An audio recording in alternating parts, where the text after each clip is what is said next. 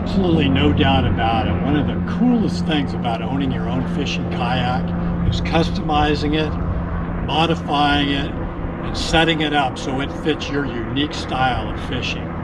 Let me show you a couple things I've done and a couple mistakes I've made along the way to get my kayak as efficient as possible out on the water.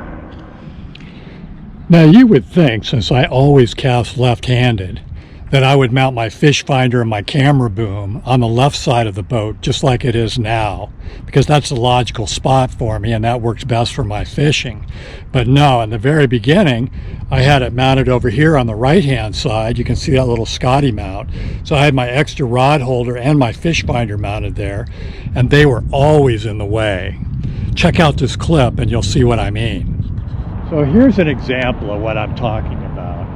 I am left-handed, and it doesn't matter whether I'm fishing with a bait caster or a spinning reel. I always cast with my left hand and I crank with my right hand, which I know is a little odd, but that's how it works for me. So my natural cast is always going to be from my left to my right. And that is why there is nothing sticking up on the right hand side of the kayak, nothing that's going to interfere with my fishing.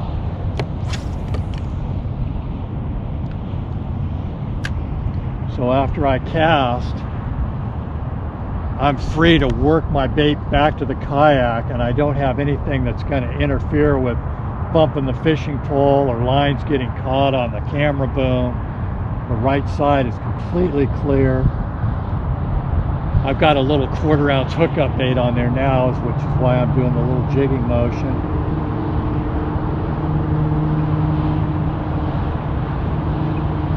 You can see I can lower my rod all the way down. There's nothing in the way.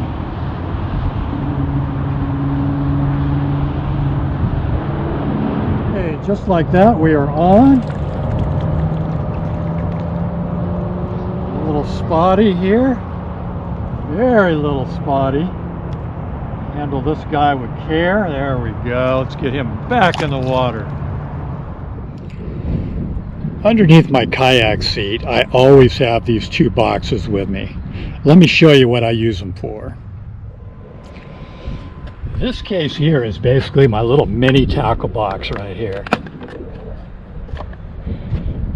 It's got my extra swim baits, jig heads, got some hookup baits. Basically anything I'm going to use during a particular fishing session is in this box, easy access underneath the seat, and it all stays nice and dry in this Pelican case, which is important because this area underneath the seat is almost always wet, especially when you're out in open ocean. Now this case here is critical because there are things in here that we definitely don't want to get wet. My cell phone, my alarm fob for my car, and also my wallet is in here. So they're all nice and safe and dry. I also keep lens wipes for my camera in here. And they stay bulletproof inside this case. I don't have to worry about it. I just keep those underneath the seat, and they are handy for whenever I need them. I absolutely hate to have stuff just laying around in the bottom of the kayak, cluttering up the fishing space. So what I do with my tools is I have them tethered right here to the extra rod holder. So I need my pliers, I can pull them out and use them, and then they retract right back into position. Same thing with my line cutters, retracting right back. And I've got a hook file on here in case I ever need to put a nice sharp point on a hook.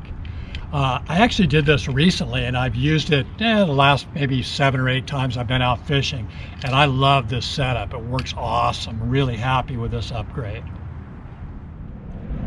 When I first set up this kayak, I had my extra rod holder mounted forward on the right hand side, and it was always in the way. And to be honest with you, it wouldn't matter what side of the kayak it was mounted on. It would be an obstacle that would always be a pain. So about a year ago, I moved it back here onto the H crate. And when I mean extra rod holder, this is where I would slide my rod into after I hook a fish and I want to deal with the fish inside the kayak, or if I want to tie a new lure on. This has worked out perfect. I'm really happy with this, and this is one upgrade that's worked out really well for me. When I decided to add a fish finder to this kayak, I also decided to build a really fancy custom battery box, and I got a very expensive 12-volt lithium-ion battery, and I had that box all tricked out. It was all fuse protected. It was totally awesome, but it did have one flaw. There was a little incident in the surf, and long story short, my battery box was not as waterproof as I hoped. And I guess salt water and lithium-ion batteries are not very compatible, because it went full Chernobyl, and the inside of that battery box looks like it had been thrown into a furnace. It was totally destroyed, and after that it was time to go on to battery version number 2.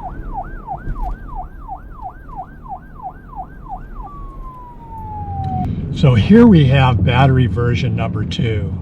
This is a 10 amp hour lithium ion battery manufactured by Nakwa. It's a great setup. The battery is completely encased in silicone. It's 100% waterproof. All the connectors are also O-ring protected and completely sealed, so there's no chance of water getting in there. And also, this is enough power. I can run my fish finder all day long. I also have safety lights on here. I have a stern light and nav lights. Just hit this button right here. They come on. It's a very simple setup, and it should serve me well for years to come. And the cool thing about it is, it'd be so easy to just clip another 10 amp hour Nakwa on there, and I'd have double the capacity, and it'd be very simple to just switch it over to the other battery. All right, before we end this vlog, I wanted to show you one last little upgrade I did that definitely makes my life easier. And that was adding this little rope to the front of the kayak with this handle right here. Now you're probably thinking that because Dan is old, this rope is used to tow me back to the launch point after a hard day of fishing. But no, that is definitely not it. But it does come in very handy. Instead of me telling you about it, I'm going to show you just how it works. After a long day of fishing, you finally make it back to the dock, and it's time to get out of the kayak. Well, the problem is the dock is literally armpit height. And so it's a little tricky to get out of the kayak, especially when you're tired. And before, literally, and not only that, my feet are higher than my butt, and so standing is kind of tricky. So literally, I would have to roll out of the kayak, literally this way like this, and come out of the kayak this way.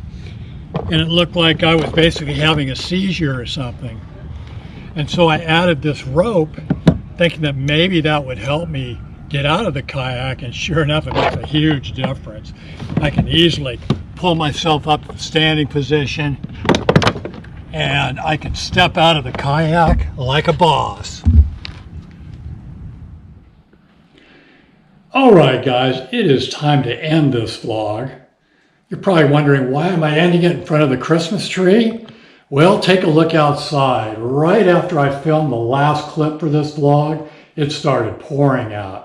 So here I am indoors finishing it up. Hopefully you guys learned something from the vlog today, or if nothing else, maybe you learned something from the mistakes I made when I was setting my kayak up. If you enjoyed this video, press that like button. And if you have not subscribed to Lost Horizon Fishing yet, why not? Do it now, and I will see you out on the water.